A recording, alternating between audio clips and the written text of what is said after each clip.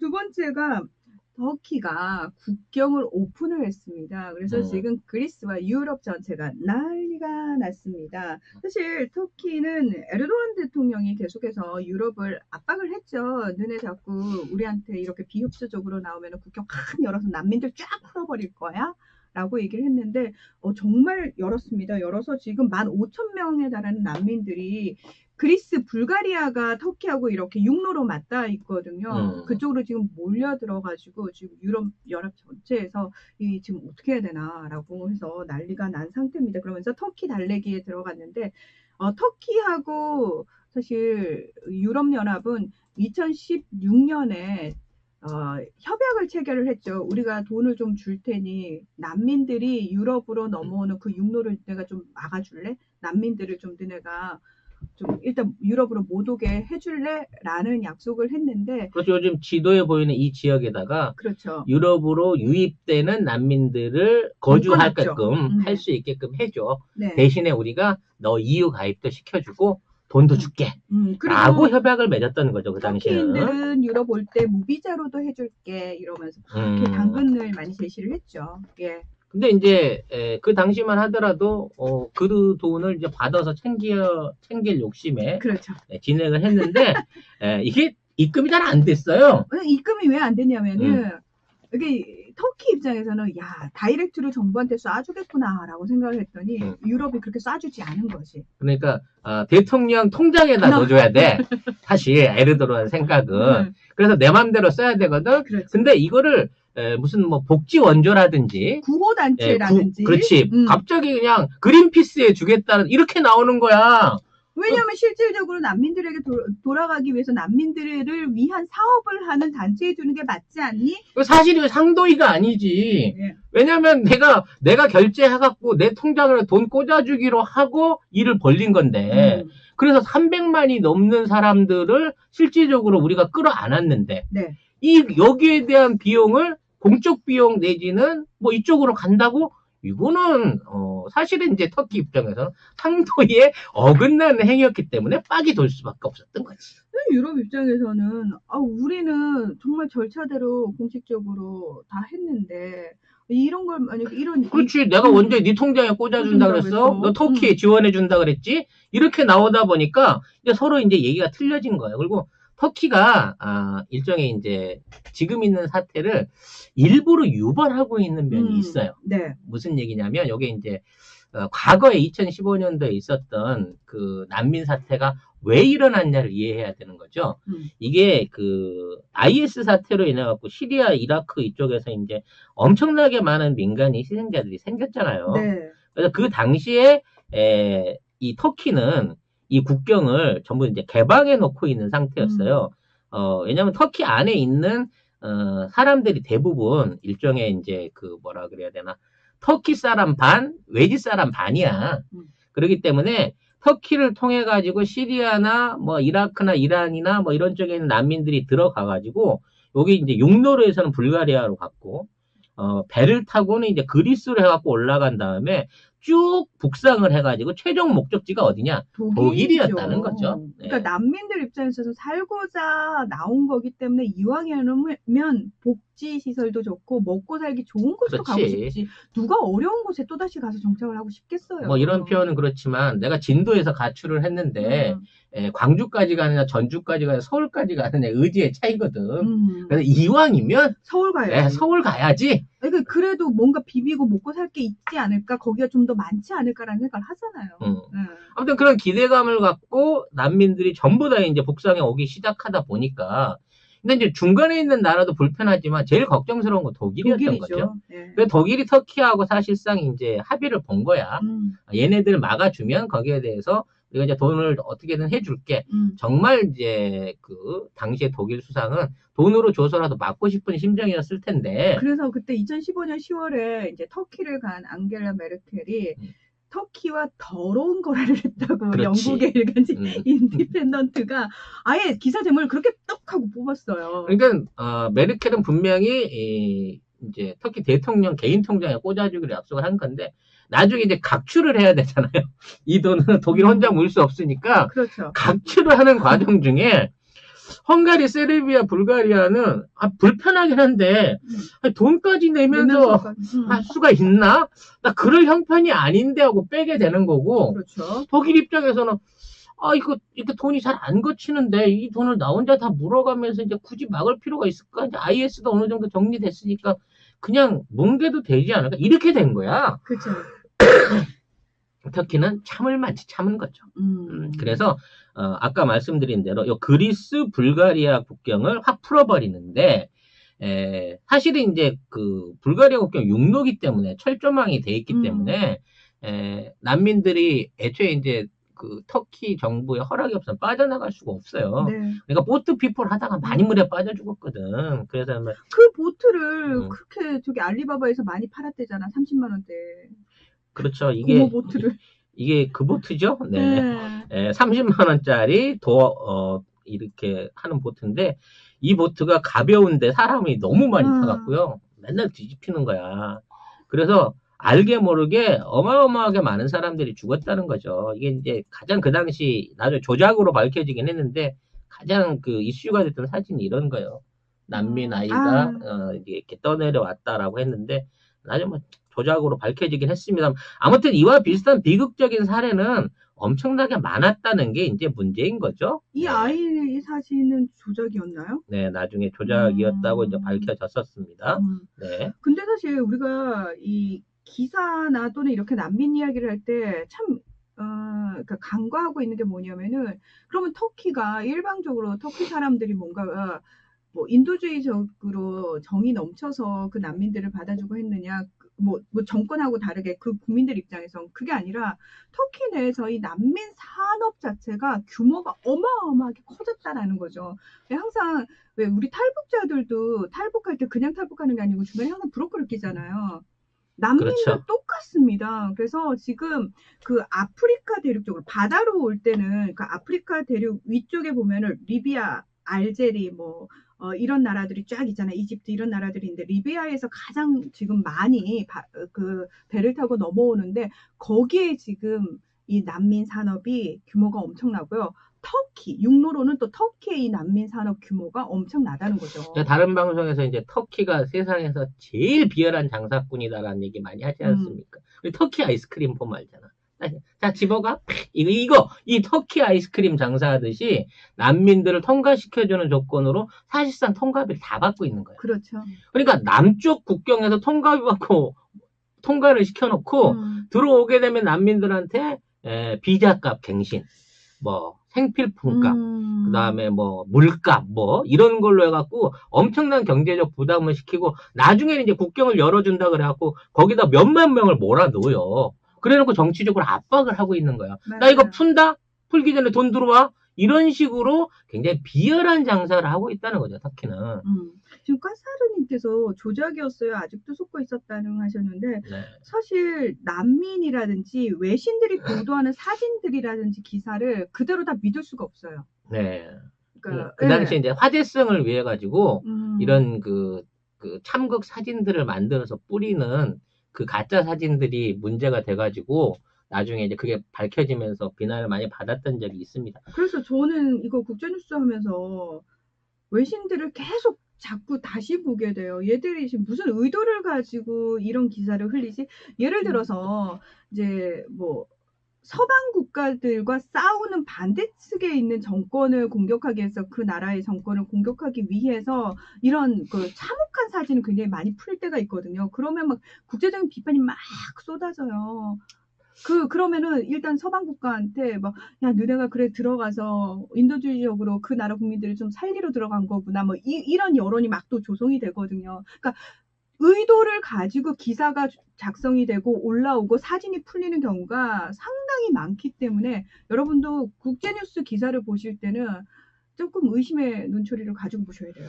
좀 뭐 댓글에 터키가 뭐 우리 형제 국가다 뭐 이런 얘기 하는데 나는 터키 형제 국가라 그러면 내가 이제 입에 개고프면서 아니라고 얘기하거든요. 자, 터키는 일본하고도 형제 국가고요. 일본을 더 좋아합니다. 왜 주변에 좋아? 있는 웬만한 나라 다 형제 국가라 그래요. 그냥.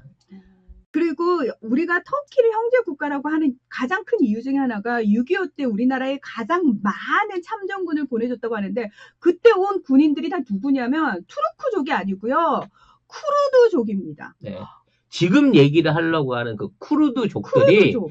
용병으로 온 거고 터키의 지휘관이 와갖고 지휘를 했다고 하는데 가장 험하고 가장 안 좋은 그 뭐랄까 격전지에 몰려 들어가면서 엄청나게 많은 인원 피해를 낸 거예요. 근데 이런 피해를 낸 것도 사실은 미군이나 터키군에서 고의로 조장을 했다.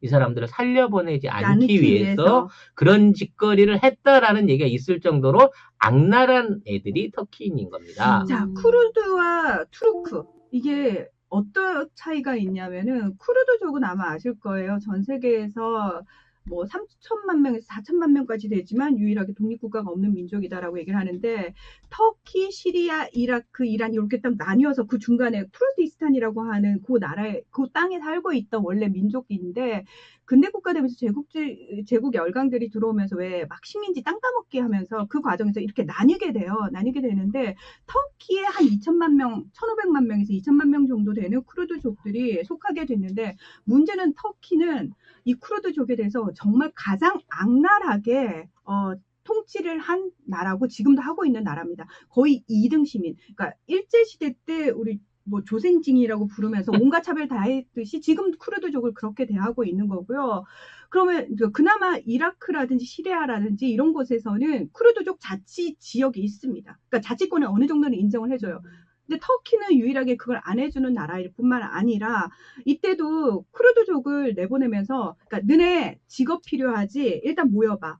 그리고 모아놓고 군사훈련 제대로 안 하고 이들을 그냥 한국이란 정말 듣도 보도 못한 곳으로 말도 안 통하는 곳으로 보내는 거예요. 심지어 여름 옷 입혀가지고.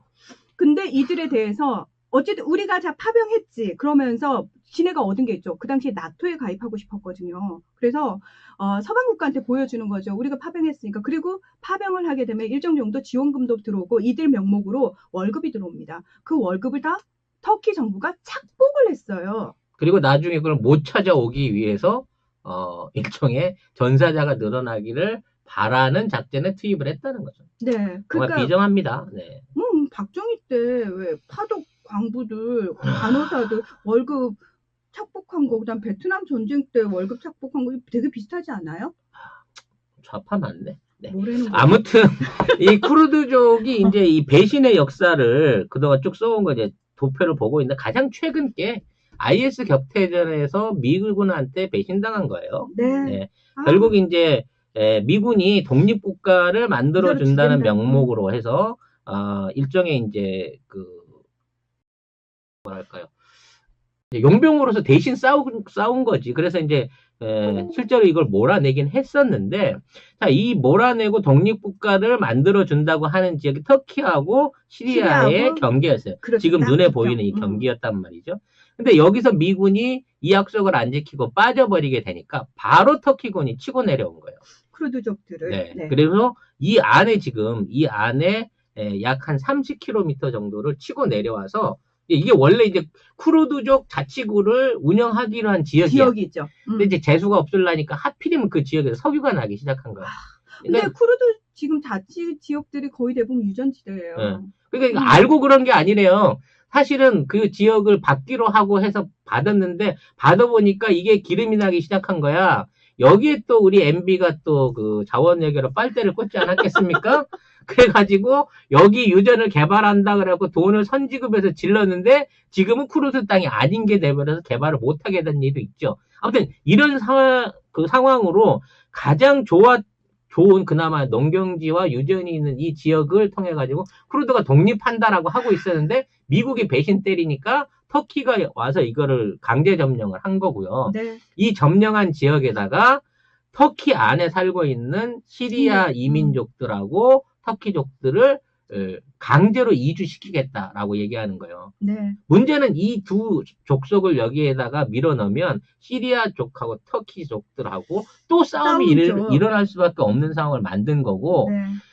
쿠르드족이 그래서 시리아한테 야 그러면 터키하고 같이 싸우게 니들이 와서 이 지역을 되찾는 데 좀 도와줘 라고 하니까 시리아는 야, 이 기회에 저 땅을 그냥 우리가 먹어버려야 먹어버리자. 되겠다. 이렇게 돼 있는 상황이에요. 그러니까 IS 게릴라들이 벌인 전쟁이라고 치면 지금 터키하고 쿠르드하고 시리아는 이 영토 싸움을 놓고 그러니까 쿠르드의 땅을 약속했던 미국의 약속이 안 지켜짐으로 인해 갖고 그 땅을 쟁탈하기 위해서 이 나라가 다시 전쟁을 하려고 하니까 5년 만에 잠잠했던 난민들이 다시 유럽으로 가려고 한다는 거죠. 맞습니다. 네. 그래서 사실 쿠르드족 같은 경우에는 지금 되게 안타까운 게 이번만 뒤통수를 맞은 게 아니에요. 1차 네. 세계대전 때도 그랬고 오스만 제국 멸망할 그 당시에도 그랬고 2차 세계대전 때도 그렇고 온갖 국가들로부터 이용만 당하고 뒤통수 맞고 그러니까 영국, 소련, 음.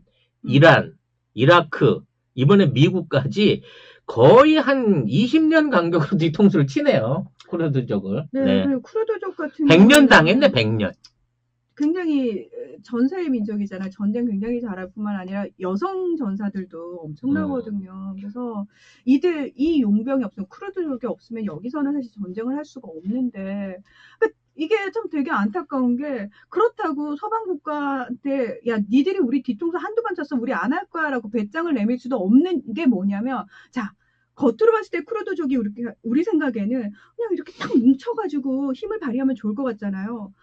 그게 또 안으로 들어가잖아요. 그러면 그 안에서 또 나눠 먹기를 하고 그러니까 있는 거예요. 내부 분란인 거죠. 네. 터키 안에 있는 쿠르드, 시리아 안에 있는 쿠르드, 이라크 안에 있는 쿠르드, 이란 안에 있는 쿠르드들이 서로 각자의 헤게모니를 위해서 다투고 있기 때문에 맞아요. 이 3천만이 또 하나로 결합이 안 되는 거예요. 그러니까 이게 너무 안타까워요. 계속해서 돌아가면서 이용을 당하는 거죠. 네. 아무튼 지금의 문제는 이러한 시리아와 터키, 쿠르드족의 정말 이해할 수 없는 삼각전쟁의 여파로 인해서 이 전쟁을 피하고 싶은 난민들이 터키로 들어갔고 터키는 이 난민들한테 뽑아먹을 만큼 뽑아먹은 상태에서 이제 유럽연합을 압박하기 위해서 국경 개방이라고 하는 이른바 이제 강수를 던져놓고 있어요.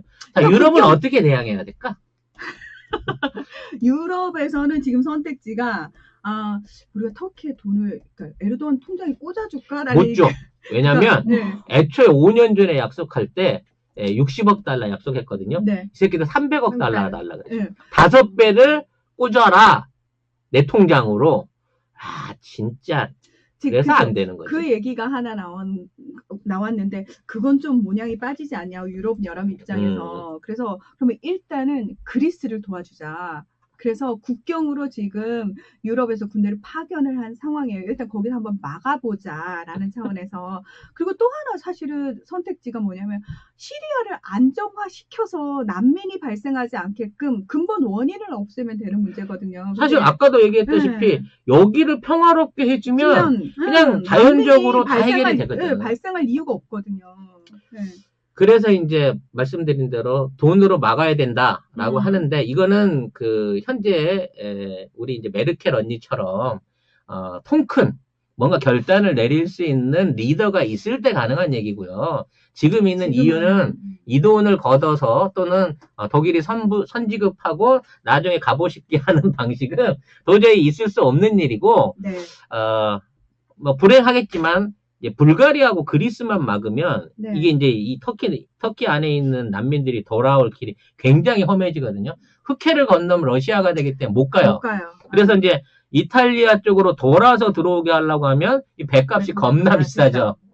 그래서 그리스까지 막으면 1차적으로 되지 않겠나라는 게 이제 두 번째 안이고 세 번째 안은 터키한테 300억 달러를 주느니 50억 달러씩 끊어가지고 슬로베니아, 크로아티아, 세르비아한테 한 100만 명씩 좀 맡아라.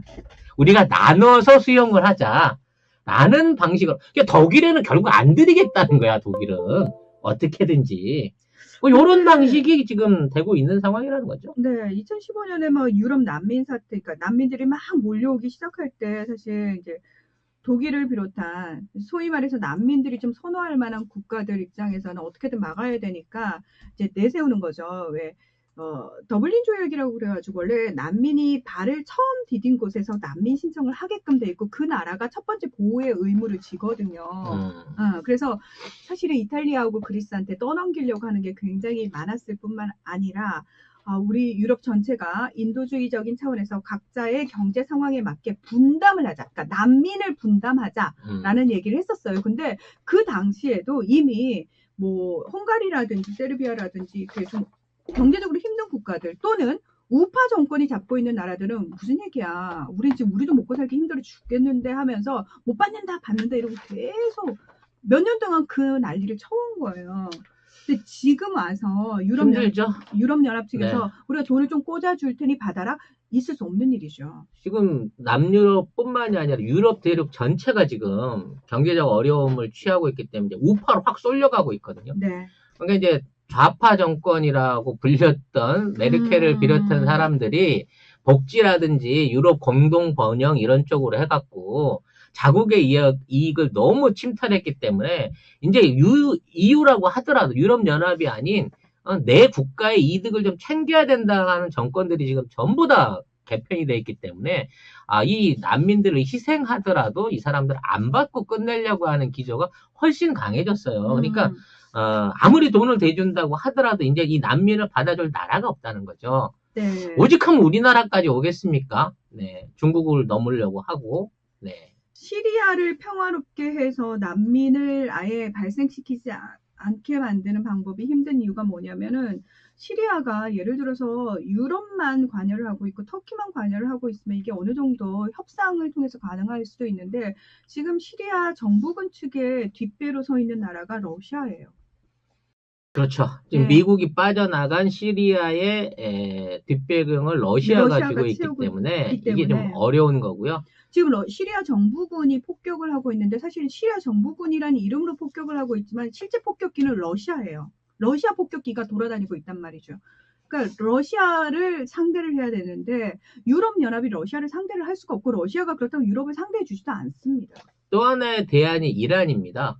이란이 조금 경제적인 상황이 유지가 된다고 치면 이란이 면적이라든지 뭐 농업 생산이라든지 이런 걸 봤을 때 그나마 중동 안에서는 난민들을 받아줄 수 있을 만한 여력이 있어요.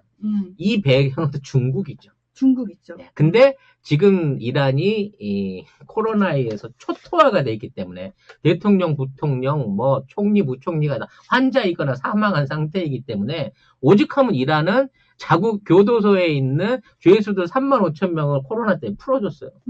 우리가 관리를 못한다 할 정도로 어마어마한 코로나 피해를 보고 있는 입장이라서 단기간 안에 이란과 중국이 이 사태 해결을 위해서 끼어들기 힘들다는 거죠. 네, 그리고 이란 같은 경우에는 사실 지난해 여름에 홍수가 엄청 많이 났었거든요. 근데 그때 그러니까 사람을 구하기 위한 헬기를 띄울 수가 없어요. 그러니까 헬기가 없는 거예요.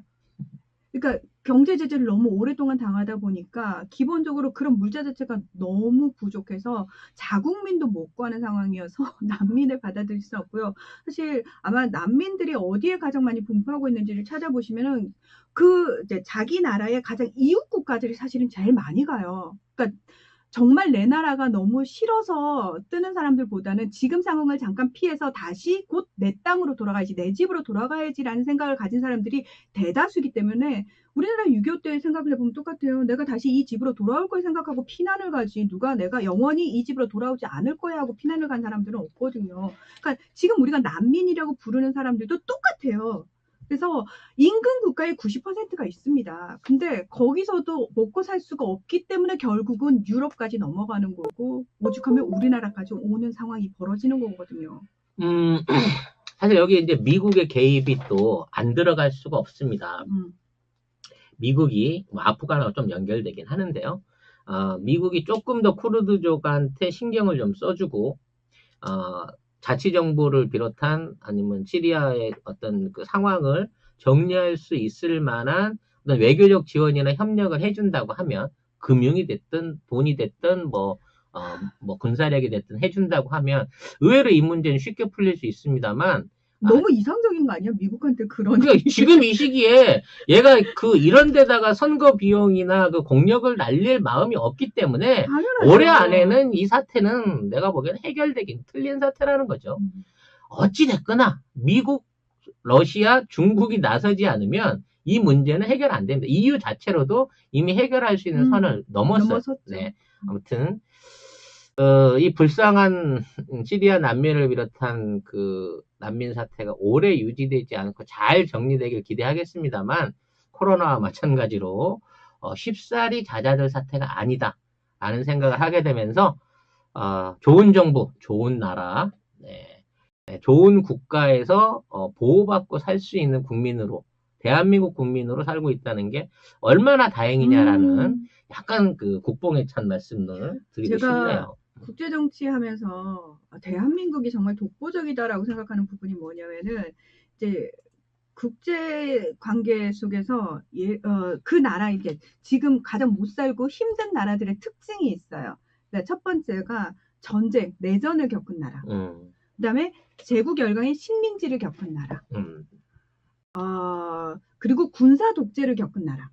독립을 하더라도. 근데 어떻게 된 게 다 소속이 돼, 우리는? 우리나라는 요 세 개를 다 겪었거든요. 근데 아마 여러분 세계 역사를 다 뒤져보셔도 이 중에 하나만 걸려도 그 나라는 다 작살납니다. 그러니까 제대로 정신 차리고 살기가 쉽지 않은데 우리나라는 이 세 개를 다 겪었음에도 불구하고 지금 민주주의 국가를 이뤘어요. 이거는 전 세계에서 독보적인 거예요. 그러니까 우리나라가 유일합니다. 심지어 IMF 겪고요. 빚 갚고 재기한 나라도 우리나라밖에 없습니다. 네. 왜냐하면 IMF 것들이 숭악한 것들이 아주 그냥 들어와가지고 우리나라 경제를 그냥 아주 초토화를 시키려고 종속화시키려고 했으나 우리는 국민들이 살려냈어. 근데 이 순간순간마다 사실은 나라를 지탱한 건 민중들이었어요. 그렇죠. 백성들, 우리 민중들이었어요. 시민들이 나서서 했습니다. 네, 우리 민중들의 힘이었어요. 그래서 저는 뭐 헬조선 하지만 저 헬조선이란 말 되게 싫어하거든요. 왜 싫어하냐면 저는 대한민국이 희망이고 대한민국이 세계에서 가장 살기 좋은 곳이라고 생각해요. 왜냐면 우리 민중들은 수천 년 동안 어떻게든 망해가고 속박당해도 거기서 다시 나라를 살려내고 살려내는 사람들은 우리 민중들밖에 없어요. 우리 무난하 우리 국방반전 보조조리사로서의 자격이 충분하네. 잘하네 아주. 저는 우리나라 요리 잘하네. 너무 좋아요. 정말 왜 이민을 가면 뭐 좋은 대우 받을 줄 알고. 아유 천만의 말씀 만만의 콩떡이에요. 남의 나라 가봐요. 서러움에 눈물 펑펑펑펑 흘리지. 네. 한 번도 안 나가본 방구석 현자 무난하의 말씀이었습니다. 근데 여행 몇 군데 가긴 했어. 그래 이제 다음 에피소드 갑시다. 네. 오늘 너무 주제가 무거워. 화가 나. 가벼운 거 한번 가시죠. 네. 이거 안 가벼울 것 같은데. 겁나 가벼워 이거. 진짜 가볍게 해주실 거예요? 가볍게 해드릴게요. 몸도 가볍게 해. 그건 무리야.